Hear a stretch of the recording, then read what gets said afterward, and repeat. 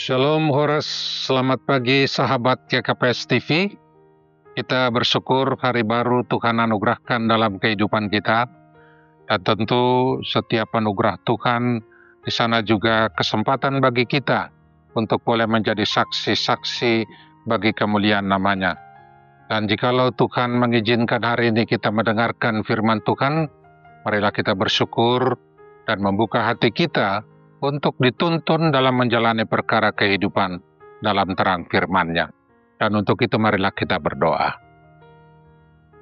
Bapa di dalam Yesus Kristus, Tuhan Juru Selamat kami yang hidup, kami sungguh bersuka cita di dalam Tuhan yang senantiasa setia mengasihi kami.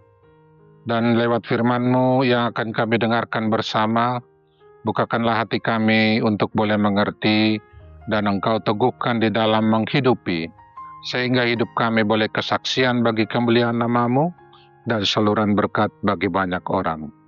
Dalam nama-Mu yang kudus, ya Yesus, kami berdoa. Amin. Saudara-saudara yang dikasihi Tuhan Yesus Kristus, firman Tuhan bagi kita pada pagi hari ini tertulis dalam kitab Wahyu, pasal yang ketiga, ayatnya yang ke-8, demikian tertulis di sana. Aku tahu segala pekerjaanmu, lihatlah, aku telah membuka pintu bagimu, yang tidak dapat ditutup oleh seorang pun. Aku tahu bahwa kekuatanmu tidak seberapa, namun engkau menuruti firman-Ku, dan engkau tidak menyangkal namaku. Amin. Saudara-saudara yang dikasihi Tuhan kita Yesus Kristus, firman Tuhan yang kita baca ini adalah perkataan Yesus Kristus sendiri melalui Rasul Yohanes yang ditujukan ke jemaat Philadelphia, satu dari 7 jemaat yang disebut dalam kitab Wahyu. Pada waktu itu, jemaat-jemaat Tuhan berada dalam penganiayaan, permusuhan, dan sikap kebencian dari orang-orang Yahudi, demikian juga dari pemerintah Romawi yang berkuasa pada waktu itu. Karena itu secara umum, oleh iman mereka kepada Yesus Kristus, mereka mengalami penderitaan yang berat. Namun di tengah-tengah keberadaan yang demikian, bila dibandingkan dengan iman dan kesetiaan jemaat lain yang disebut dalam kitab Wahyu ini, jemaat Philadelphia adalah jemaat yang oleh Tuhan sendiri menilai sebagai jemaat yang setia. Jemaat yang hidup menurut firman Tuhan dan tidak menyangkal namanya. Di tengah penganiayaan yang dialami jemaat pada waktu itu, memang dari pihak orang-orang yang memusuhi mereka, memaksa mereka untuk meninggalkan imannya dan menyangkal nama Yesus Kristus sebagai Tuhan dan Juru Selamat mereka.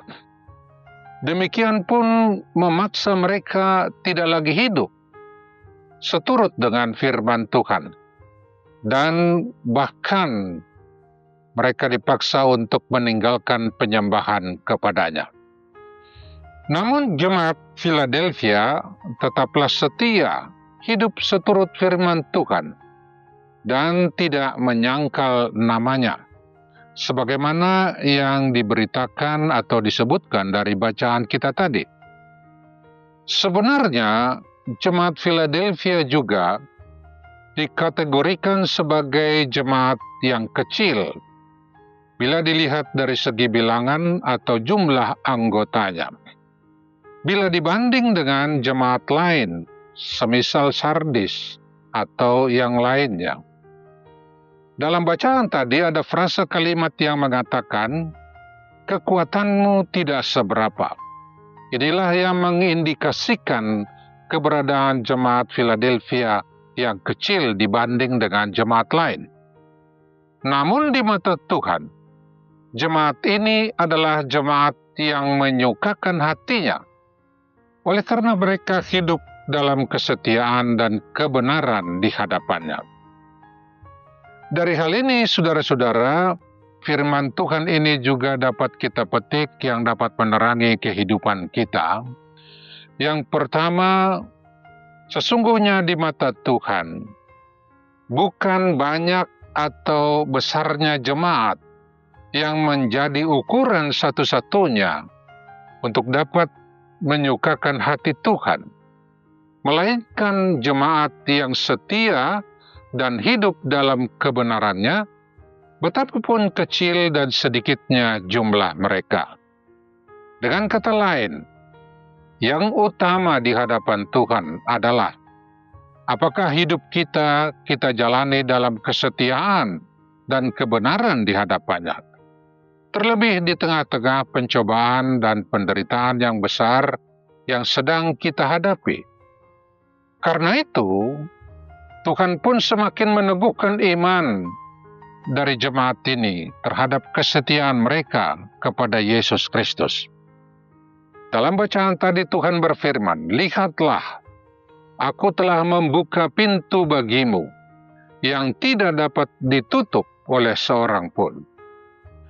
Tuhan membuka pintu, artinya sebagaimana Tuhan yang telah menganugerahkan kepada mereka Injil keselamatan di dalam Yesus Kristus, sehingga mereka hidup di dalamnya, maka Tuhan Yesus sendiri akan terus dan tetap memimpin dan menggembalakan mereka di dalam namanya untuk dapat hidup berkemenangan di dalam Dia di tengah-tengah permusuhan dan kehendak si jahat yang senantiasa juga bermaksud menutup atau menghentikan anugerah itu kepada mereka dengan memaksa mereka untuk meninggalkan iman mereka.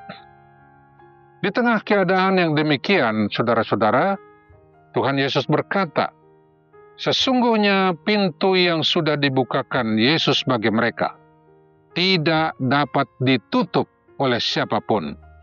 Seberkuasa apapun atau sekuat apapun upaya manusia dan dunia ini untuk menutupnya, pintu itu akan tetap terbuka kepada mereka.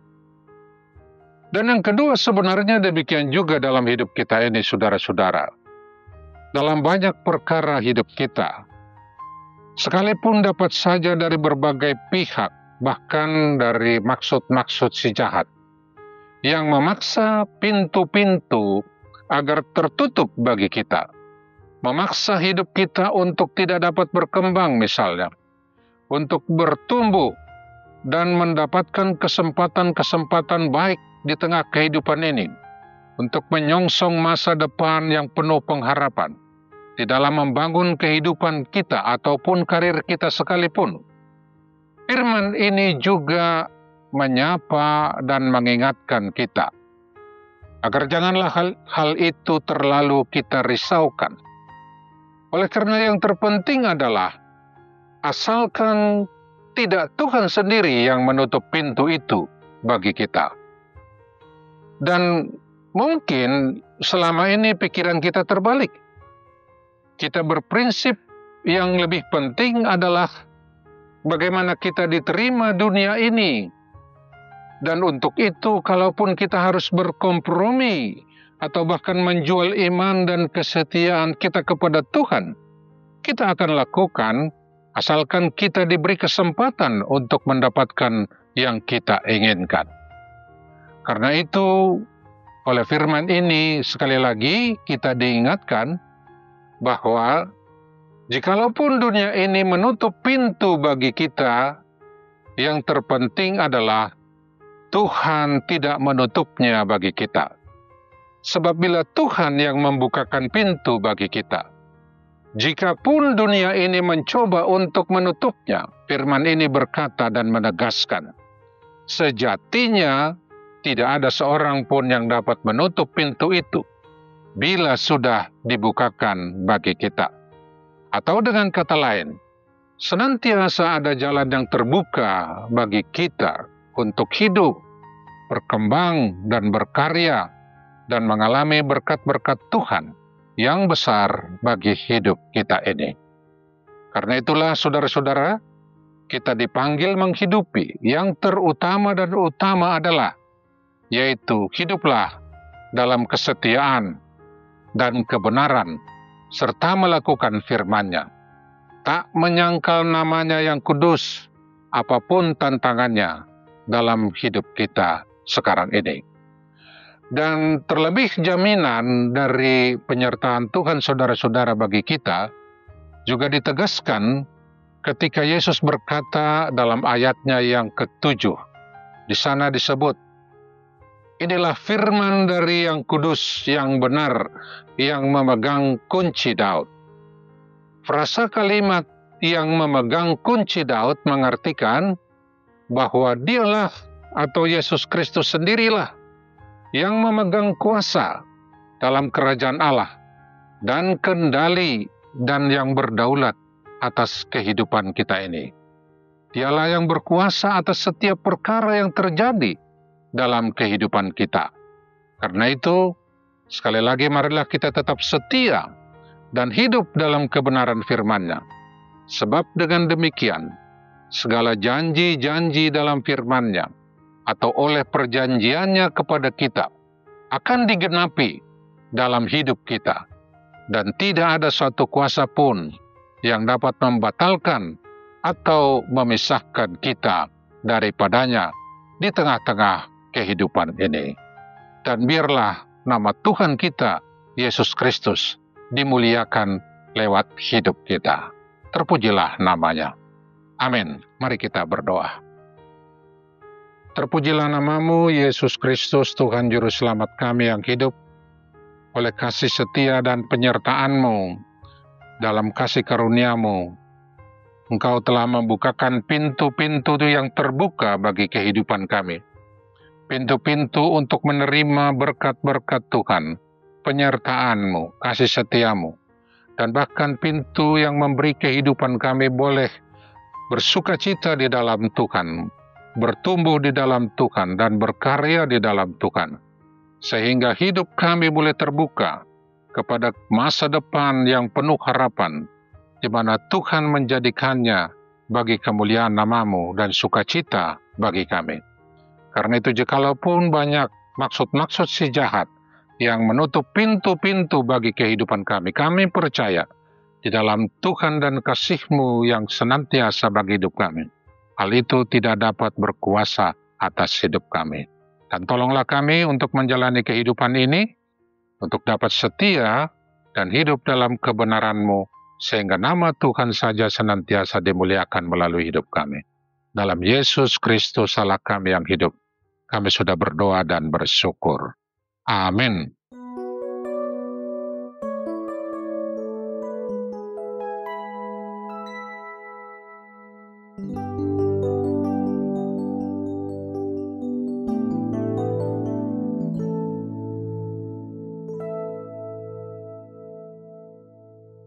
Ku datang ya Bapa dalam kerinduan, memandang keindahan-Mu. Ku berikan segalanya, semuanya yang ada. Ku ingin menyenangkan hati-Mu, oh Tuhan. Jadikan aku indah yang Kau pandang mulia, setulus karya-Mu di dalam hidupku. Ajarku berharap hanya kepadamu, taat dan setia kepadamu Tuhan. Jadikan aku indah yang Kau pandang mulia, setulus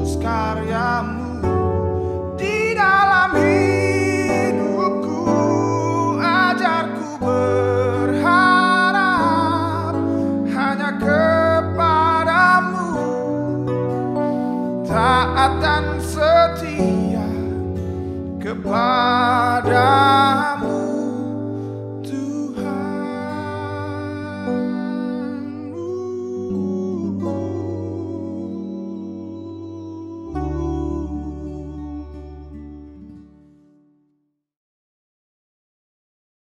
GKPS